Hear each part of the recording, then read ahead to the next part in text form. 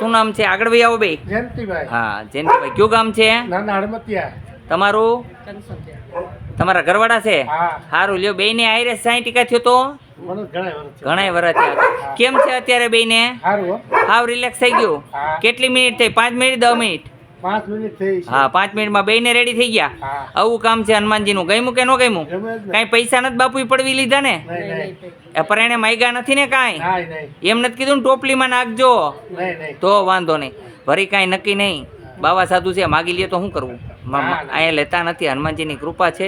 પણ જે દવા દઈએ એના પૈસા લઈ, બાકી અમે કોઈ પૈસા લેતા નથી. હાજા કરી દીધા ત્યાં સુધીનું કોઈ ચાર્જ નથી. પછી દવા લેવી ન લેવી તમારી મરજીની વાત છે. કેવું કામ લાગ્યું હનુમાન? અહીંયા આવ્યા ધક્કો ફેલ થયો કે મજા આવી? સારું થઈ ગયું. બોલો જય હનુમાન. હા જાઓ. અહીંયા આવવા માટે આટકોટથી ગરણીથી થોરખાણ રોડ પર આદેશ આશ્રમ આવેલો છે. એનો સમય છે સવારે 9 થી 12, સાંજે 4 થી 6. જેમ કે બાળકોને કોઈ બતાવવું હોય બાળકો માટે, તો આટકોટની અંદર નરોડી સાહેબનું બહુ સુપર કામ છે. ગમે એવું બાળક રડતું હોય કે કોઈ બાળકને પરેશાની હોય તો નરોડી સાહેબનું બહુ સરસ કામ છે. એની મને ક્યારેય એમ નથી કીધું કહેવાનું, પણ હું કહું છું એટલે કે દયાધર્મ માણસ છે, બહુ દયાધર્મ કરે છે.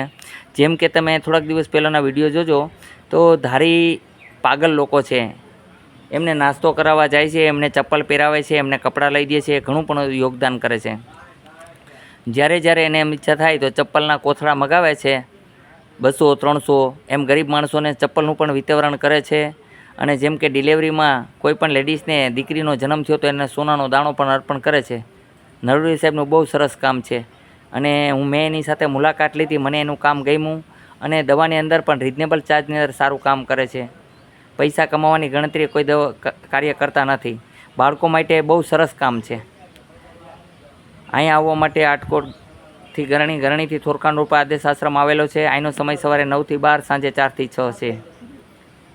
આદેશનું પાલન કરવા નમ્ર વિનંતી.